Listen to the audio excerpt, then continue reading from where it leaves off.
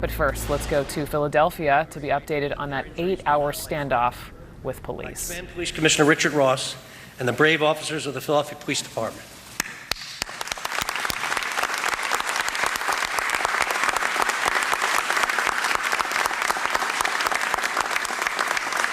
Their careful and professional response, which spanned 7 hours, ensured the safety of their fellow officers and the residents of North Philadelphia.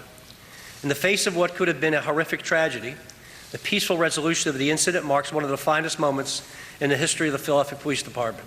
And again, I'm very proud of each and every officer involved and proud of all of our officers and our force.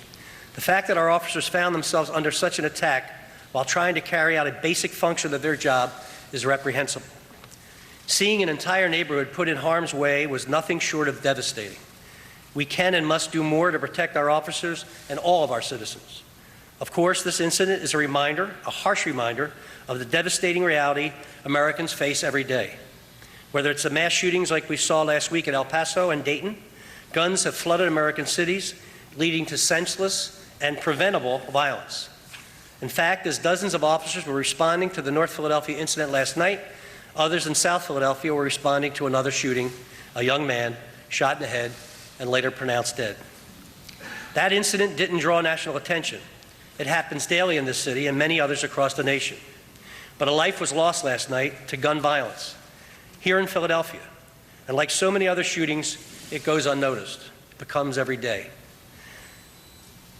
As I said last night, our officers need help. They need help keeping these weapons out of the hands of the bad guys. No one should have access to the kind of weaponry and firepower that we saw in North Philadelphia yesterday. Several weeks ago, I attended a meeting of faith-based leaders in Philadelphia who are concerned about gun violence. Like the police, they are also on the front lines of this crisis. They are working every day to bring hope and faith to their communities. And they look to us here in government for answers. I sat during that meeting and heard their pleas for help and saw the despair in their eyes. Ministers, pastors, rabbi, imams, they came looking to us for help. I told them simply, we are trying. In January, we launched a series of anti-violence initiatives that we believe can make a difference and is making a difference. But I also told these men and women of faith the simple truth. We here in city government can only do so much. Getting relief in the form of meaningful gun control legislation will save lives, the lives of residents and the lives of men and women who have sworn to protect us. Incidents like this should not keep happening, not in our city and not in our country. If we don't see change, gun violence will continue to ravage our communities and tear families apart. So I say to our state and federal lawmakers, step up or step aside. Help our police officers, help our clergy, and help our kids. And if you choose not to help us, then get out of the way and allow cities like Philadelphia that struggle with gun violence to enact their own solutions. Before I introduce Police Commissioner Ross, I just want to, yesterday when the incident started, we had the opportunity to sit in the police detail room and listen to the transmissions of the police back and forth to each other. First of all, bravery is the #1 emotion that I felt for them, that they were brave. They were running towards heavy gunfire. Training and ability was unmatched. They were coordinated. They were talking to each other. They were directing each other. They were keeping each other safe while being barraged with ammunition and shots from a high-powered rifle. They stood out there and they were patient and were there for 7 hours under gunfire. And one of the vignettes that I saw on television last night, after it was almost all over, were the officers helping remove the children from the daycare. To see our officers carrying little babies, holding kids' hands, and walking them to safety showed me what those men and women are really about. They're about protecting us. Now, I know we don't always do things perfectly, and there's trouble, and we stumble sometimes, but watching those officers carry those children and walk those children to safety gave me faith in this department and in this city and who we are as a city and the people who live here and what we are really all about. We'll have our violence problems, we have our crime problems, we have our poverty problems, but when it comes to reaching out and helping each other, we're there. And that's what we need to do now.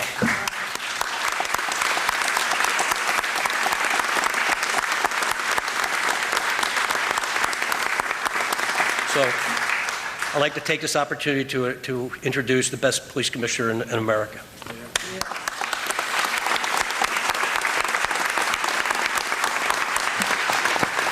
Thank you, Mayor, and I appreciate all those accolades, but they are accolades that should go to the men and women of this police department who did an absolutely stellar job last evening in protecting that neighborhood. I can't say enough about how they conducted themselves. It truly made me proud to be on the ground with them, to see how they represent this city each and every day. And as the mayor said, we don't always get it right. Nobody does.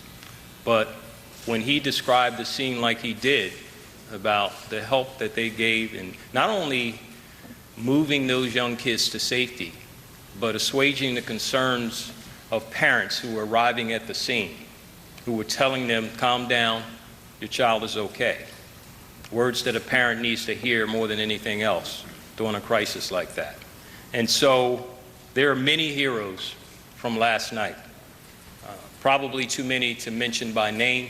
Certainly you know of the 6 officers who were struck by gunfire, many more who did things that transcended just about anything I could ever imagine, from SWAT and how meticulous they were, and just the entire operation, as well as how they extracted those people from that scene. And I got to tell you, it was a truly harrowing experience for all those hours to know that you have not only 2 of your officers trapped upstairs from a gunman who has fired multiple rounds from an assault rifle, but you also had citizens that were up there too.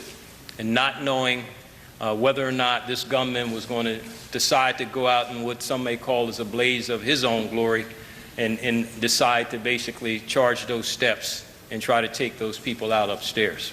And so for a long time last night, I know our collective hearts were in our throats, not just at that scene, but probably for many people, not knowing how that was going to end. And I have to be honest with you, in the beginning of that scene, being there, I did not think it would end nearly the way it did. I mean, there was dialogue that was being presented to us at the scene that suggested this man was not going to go back to prison. And he had made that clear, and we knew he had the weaponry. He was firing while I was at the scene, and certainly long before I got there, he continued to do so.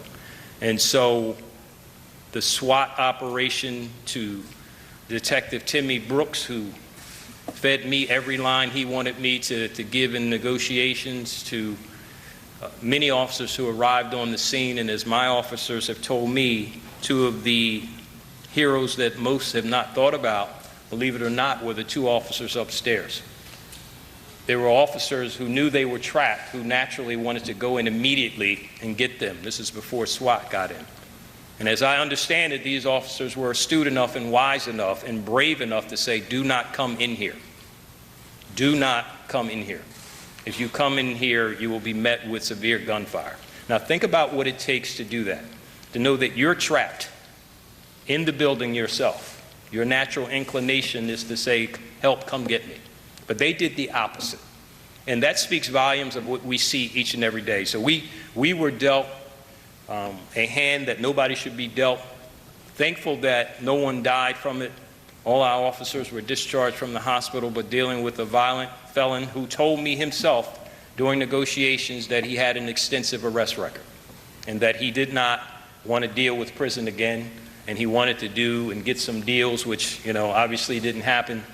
But I just want to thank, all those officers and tell them that if you feel like you don't and you are not appreciated, trust me, you are. And I know I speak for everyone up here and probably most in the room. You may not always feel like you get the respect and the due that you deserve, but there are many people who respect what you do, appreciate what you do, because most people couldn't do what you do.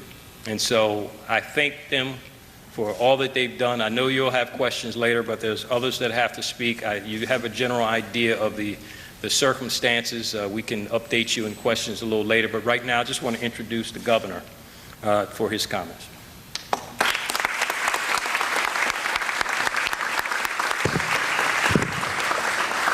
Thank you, Commissioner. A few things. First of all, Senator Casey and I, Senator Casey will speak next, visited District 39, the police officers, this morning, and told them what the mayor and the commissioner have already said, that they deserve our greatest respect and thanks for what they did. They walked toward the line of fire, not away from it, and they did a phenomenal job in protecting the folks in Philadelphia.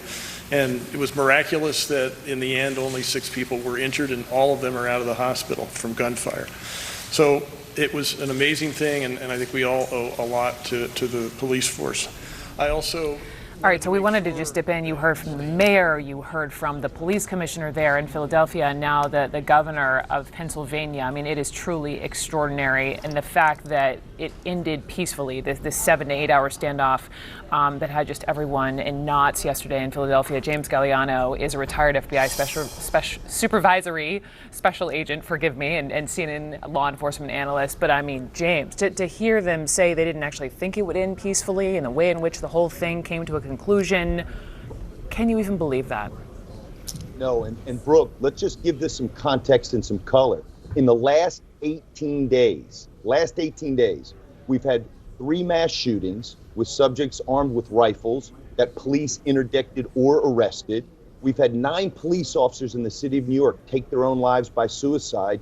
And last night, an unbelievable saga unfolded in front of our eyes, an 8-hour police standoff. And I always argue when people say, well, it's just a routine warrant service, that there are no such things as routine warrant service. This was an incident where they went to arrest somebody on drug charges, and the individual decided that he was going to shoot it out. The fact that 6 police officers were wounded, nobody killed, and no civilians were injured in this, it's just a remarkable amount of police work. My hat is off to the Philadelphia Police Department. They did an outstanding job, Brooke. James Galliano, thank you. And again, just reiterating the mayor's point, wanting meaningful gun control legislation. We're talking to a city councilwoman next hour, and she feels the same way. So we'll stay on that. Also, this is fears of recession.